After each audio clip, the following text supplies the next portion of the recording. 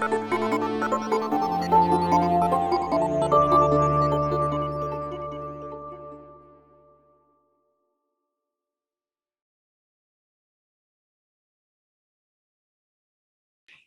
a empezar ahora nuestra última clase de este curso del Top 10 de trastornos del humor.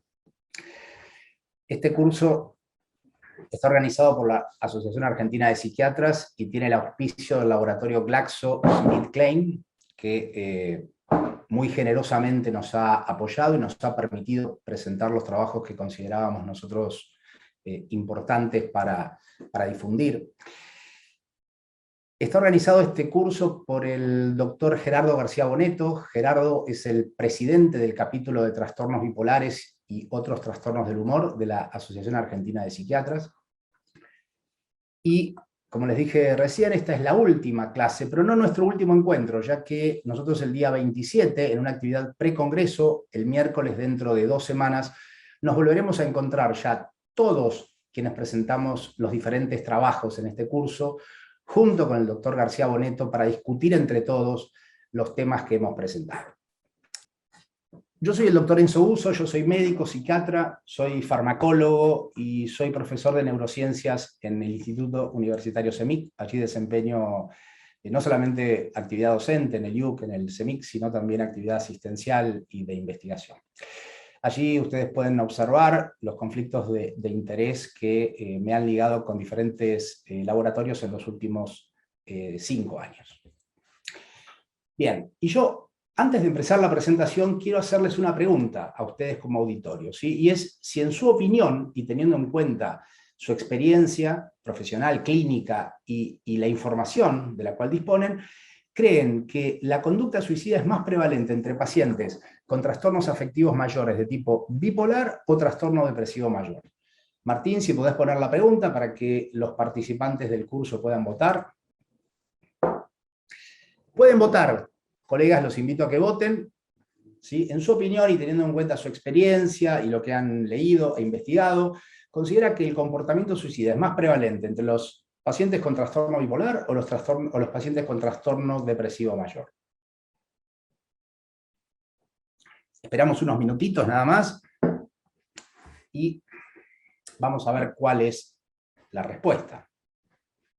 Bien, me parece suficiente quienes hayan podido responderla.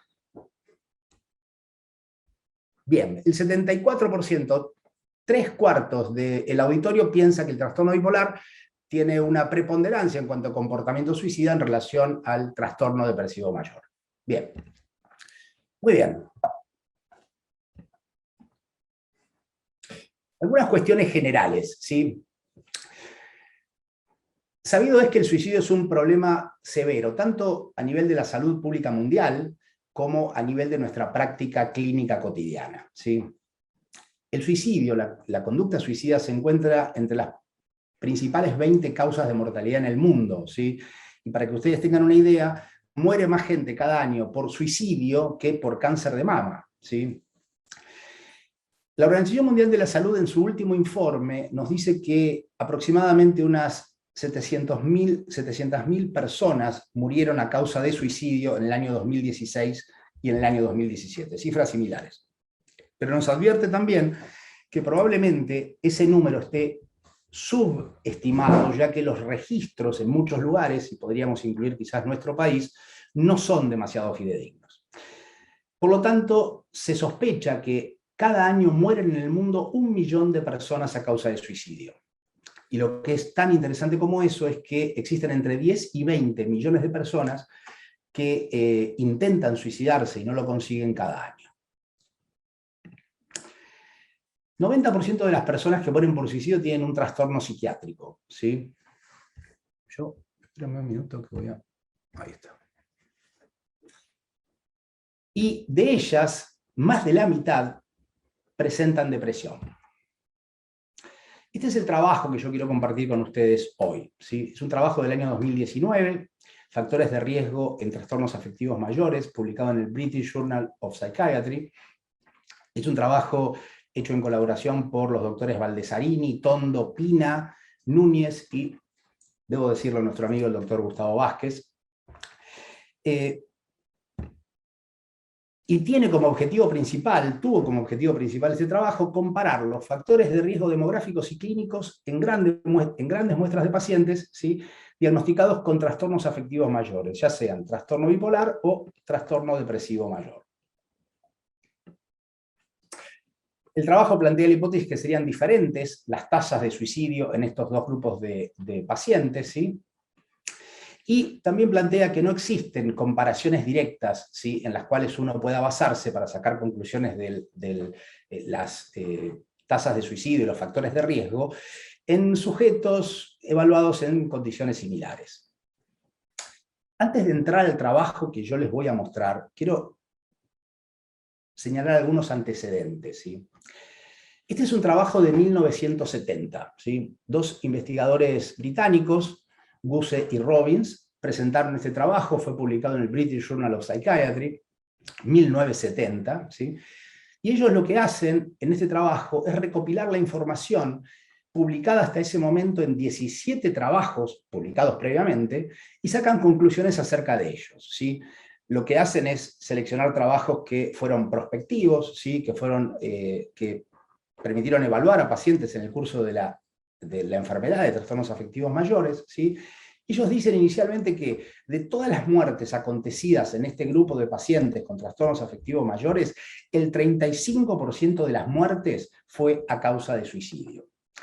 Y terminan diciendo en el trabajo que los hallazgos sugieren, o sugerirían, que el riesgo final de suicidio en los trastornos afectivos mayores sería aproximadamente del 15%, y que en las primeras etapas, primeras etapas de la enfermedad, el riesgo relativo sería aún mayor.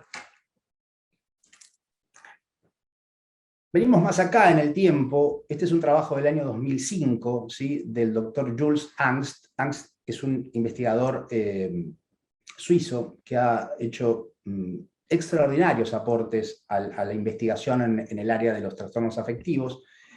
Y fíjense ustedes, él hizo un estudio prospectivo con pacientes inicialmente internados, ¿sí?, esto es pacientes graves, que fueron seguidos durante 40 o 44 años, ¿sí?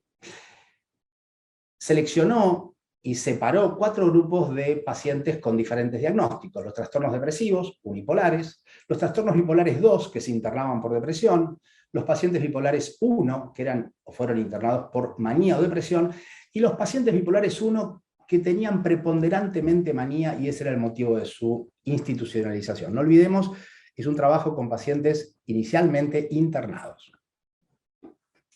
Angst reclutó algo más de 400 pacientes. Y fíjense ustedes que 309, 3/4 de la muestra, estuvo conformada inicialmente por pacientes con diagnóstico de trastorno afectivo mayor unipolar, y 1/4 por pacientes bipolares.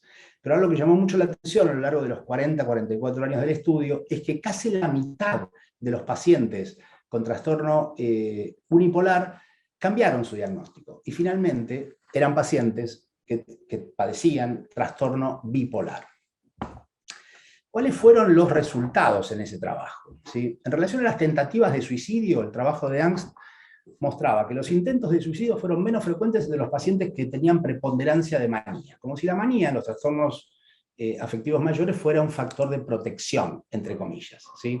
Esto en relación al grupo de trastornos bipolares 1, bipolares 2 y depresivos, que fíjense ustedes, 10% versus entre un 20 y casi un 30% de intentos de suicidio. Y otra cosa que señala el estudio es que los pacientes con síntomas psicóticos tuvieron un mayor número de intentos de suicidio. Pero como vamos a ver en un minuto más ahora, los síntomas psicóticos no aumentaron el riesgo de suicidio consumado. Y fíjense ustedes, en relación a suicidios consumados, sobre los 406 pacientes reclutados, el suicidio ocurrió en 45 casos, 11% de la muestra, ¿sí? Una tasa de mortalidad estandarizada de 17.5, 14% de los unipolares y 8% de los pacientes bipolares cometieron suicidio. Las tasas de suicidio entre hombres y mujeres raramente fueron similares, ¿sí? Y también un dato muy interesante es que casi el 60% de los suicidios ocurrió en los primeros 10 años de estos 40 años de seguimiento de los pacientes. Ahora sí, voy a presentar el trabajo al cual me quiero referir en profundidad, ¿sí? Factores de riesgo suicida en trastornos afectivos mayores.